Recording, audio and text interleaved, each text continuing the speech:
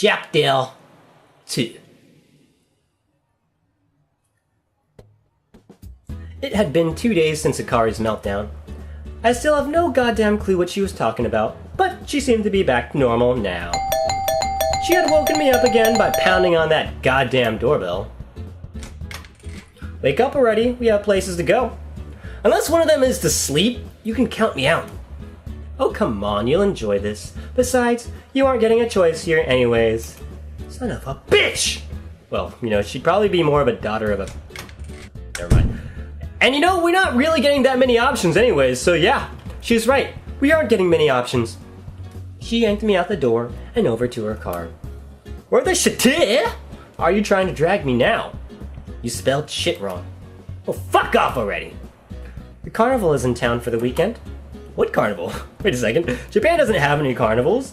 What? We're in Japan? This doesn't look like Japan at all. But sure, yeah, there's also a lot of people with not multicolored, but you know, different types of color hair than, you know, natural. So Japan? I don't think so. And explain why it's in town right now. I don't fucking know. Probably the same reason we speak English instead of Japanese. Yeah, exactly! Like, this is totally... Never... It's okay, no. They're just trying to point out the fourth wall. Why is that, anyways? Get in, we gotta go pick up the others. Didn't answer my question. 10 minutes later.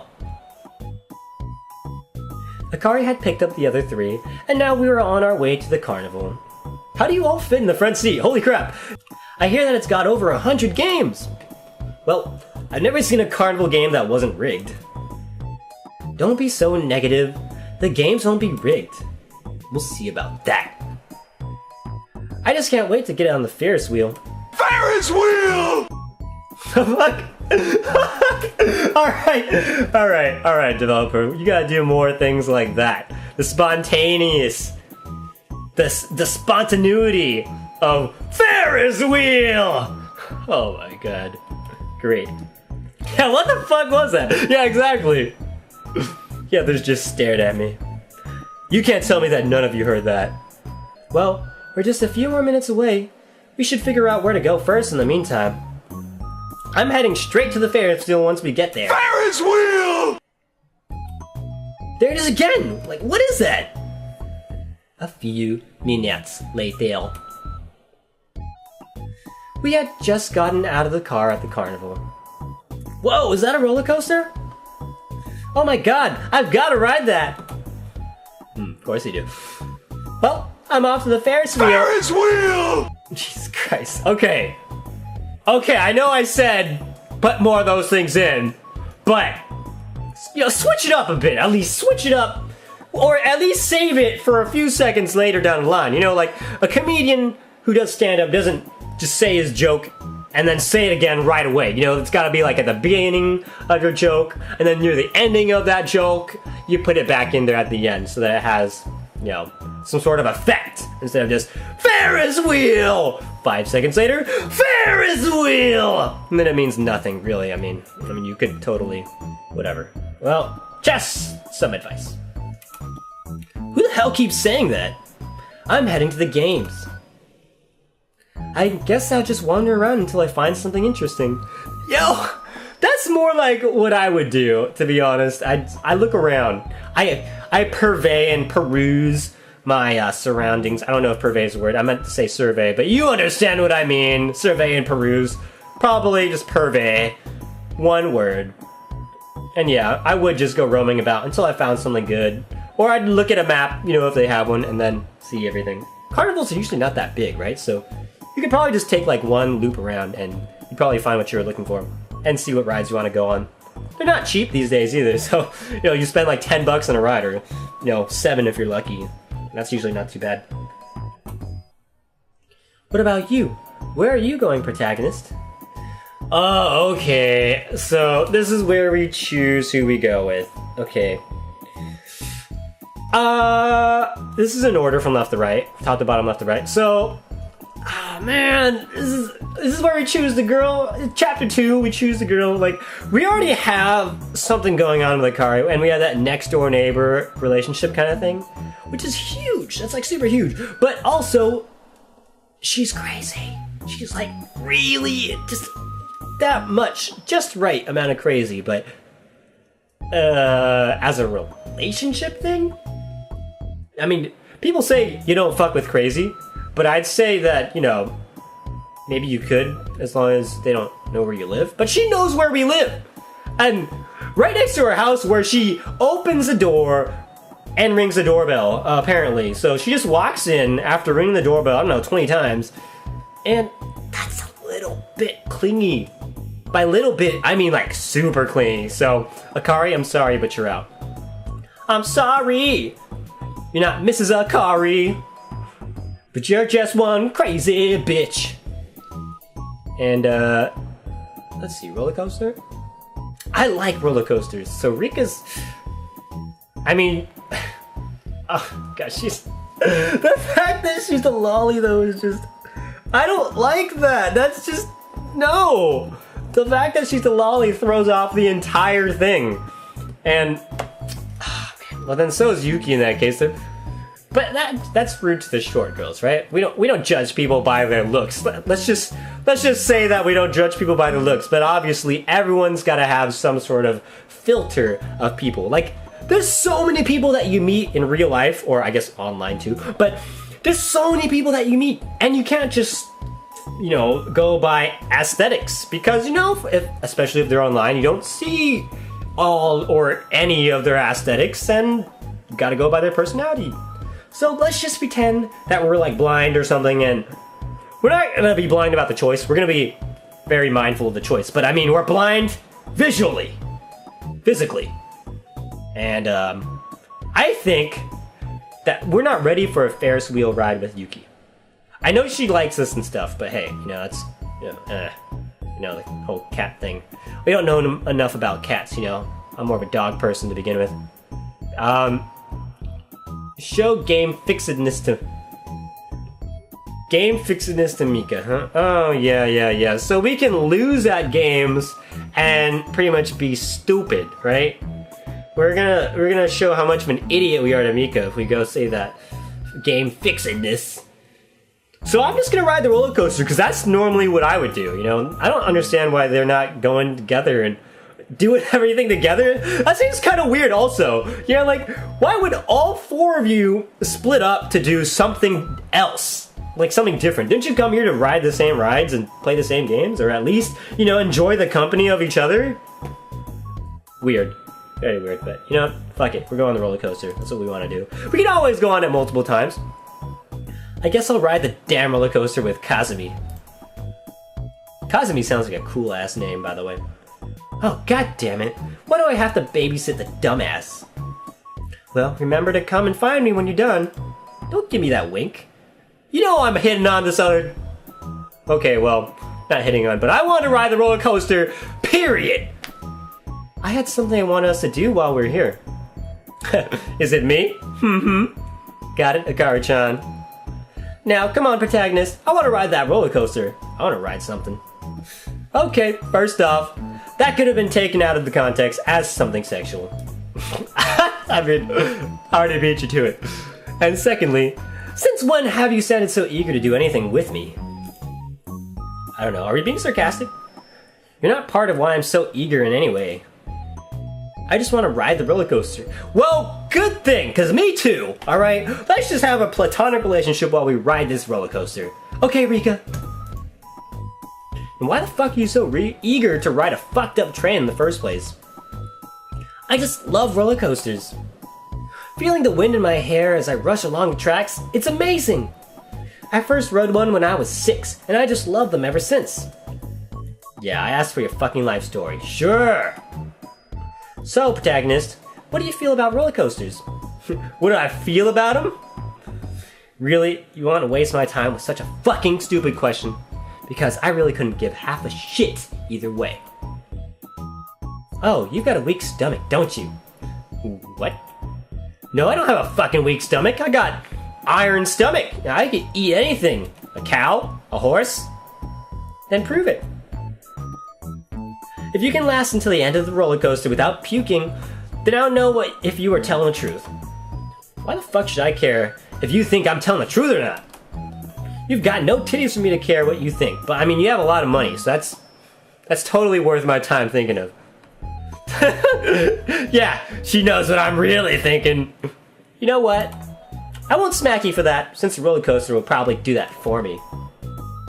We got on the roller coaster.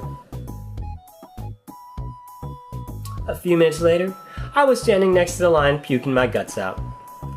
I said you had a weak stomach, didn't I? Oh yeah? Well...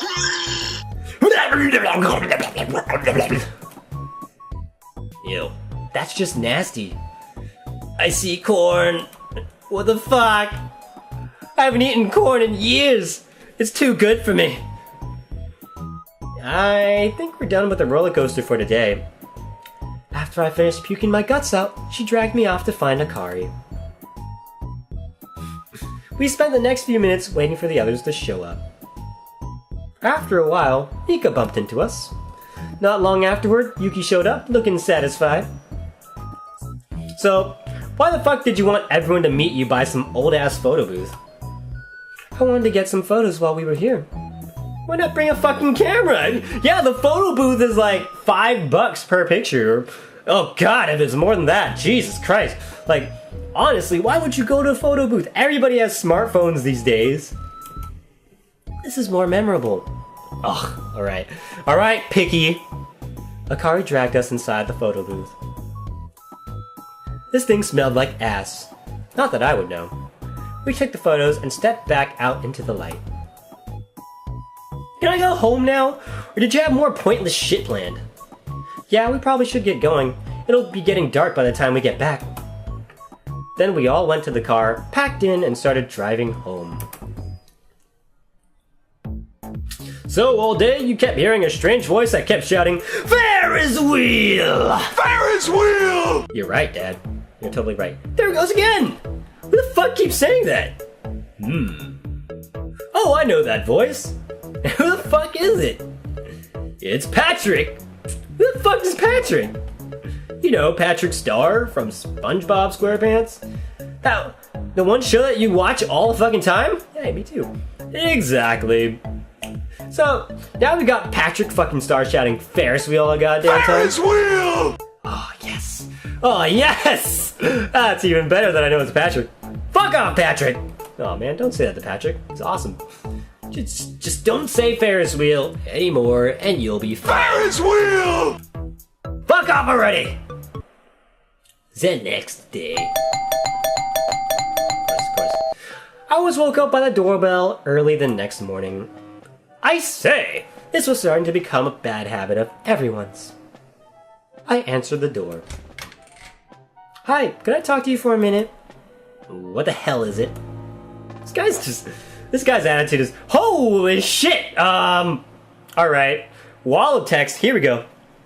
Well, our house is flooded, a water main broke, so my parents and Kate were going to stay with my grandparents until it was fixed, which I was told would take about 3 weeks, but I could barely stay with them for 3 hours, let alone 3 entire weeks. That would be just like hell. But instead of fire, there's insults and rudeness, since they have nothing better to do than insult me because I don't hold to their 915 standards. 1950s standards! And because they're assholes, not much different than you in that aspect, and if I had to stay with them for 3 weeks, then I'll go insane! Good alibi, girl, good alibi. Wow, you must have cooked up that story in like 20 seconds, didn't you? So, is there any way that I could stay with you? I know what you're going for, crazy, but you're gonna have to talk to my dad first. Dad, please say no. Just please. I don't know if he's gonna say, anything good about that. He probably doesn't want, a young boy and a young girl to be in the same household that aren't, part of the same family. Dad, please, Dad, no. Please don't let her in. Please, she's crazy. She lives right next door. She broke her own main pipe inside her own house. Like, that's insane, right? Please, just don't. What? Who is it, Yukito? Akari repeated her story. So, can I stay here until it's fixed? Why the hell do you want to stay here? Is your grandpa really worse than you think I am? Well, yes, there is that, but I also thought that my parents would appreciate having me here, so I could let them know how the repairs are going. Oh, of course, yeah. Repairs. Why, of course you can stay with us. You can take the spare room. It's across the hall from Yukita's. Feel free to make it your own until your house is all fixed up. Yep, my life is a bad harem anime. And if you all know anything about bad harem animes, then you probably know what's going to come next, too. Is it porn? Well, I'm going back to bed. I went back upstairs to my room. I collapsed onto my bed and fell back asleep. An hour later. I woke up about an hour later and I needed to take a piss. I got up and walked into my room's bathroom. The bathroom wasn't usually steamy. When was the shower on? And why? I opened the all but opaque shower door. Of course. Inside was Akari, wearing nothing but a towel. Sexy. Hi? You seem to have forgotten to lock the door? You damn pervert! Whoa, what, me? A pervert? No! Jeez! Ugh, get that bad taste out of my mouth. You smack me for this, then we're stuck with your grandparents. Or at least you are! She resisted the urge to smack me. She instead slammed the door in my face. I walked back out of the bathroom into my room, closing the door behind me. She came back out 5 minutes later, fully dressed now. Next time, just lock the damn door. Didn't see anything in there, did you? Only a fucking white-ass towel. Oh, and then her blush goes away. Good, then I don't have to smack you. Now, if you don't mind, I need to take a piss. So, out of my room. Like, seriously. Feel free. Like, what? My dad and I were sitting at the table, watching as Akari assembled 3 sandwiches for us. She didn't even give my dad a chance to ruin this meal. After a couple minutes, she walked over to the table, carrying 3 sandwiches on plates. I took the first bite of my sandwich. Holy fucking sandwich, this is amazing! This is better than anything I've ever made in my life, even those damn TV dinners. Thank you, I try. Then the doorbell rang. Who the fuck wants to interrupt my sandwich time? No doorbell sound this time? Come on, developer. You're missing your cue time to be annoying. Get the door! I'm sure you'll figure it out eventually. I got up and answered the door. What the fuck? Oh, hey, Protag-chan. Have you seen Akari-chan lately? Yeah, she's inside, probably eating my sandwich. Wait, what? Her house is flooded, so, she asked if she could stay here until it's fixed. No excuses. Wow, I feel really sorry for her. Oh man, you're probably all in this too, huh? This is her devious plan, and she probably told you what she was trying to do. And you're here to fuck it up, aren't you? Right? Good. Fuck up this relationship. Please, get in between us. Well, not sexually, of course.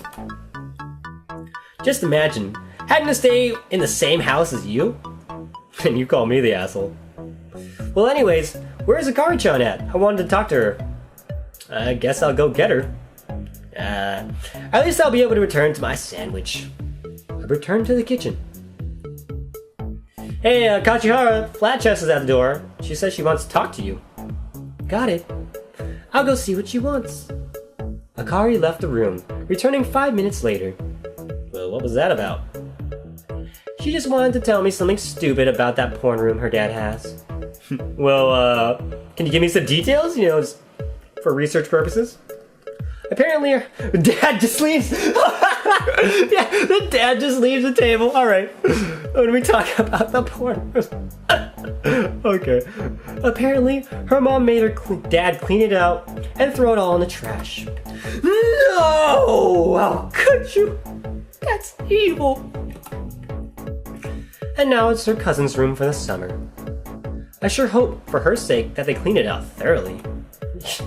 No, there's no way you're getting those stains out of the carpet and the walls. And oh god, the ceiling is just awful. That'll never come out. Just saying.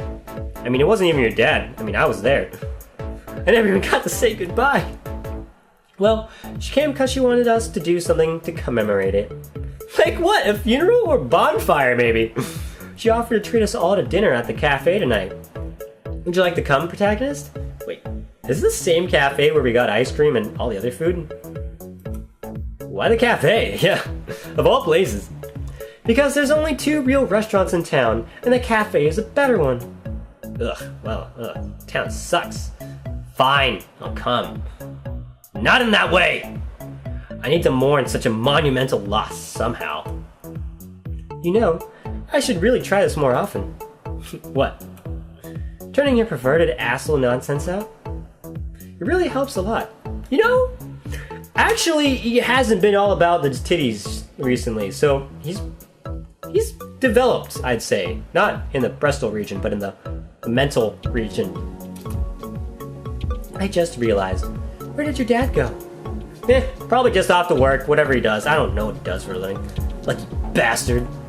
He gets an excuse to leave this house, just like out of the blue or whatever.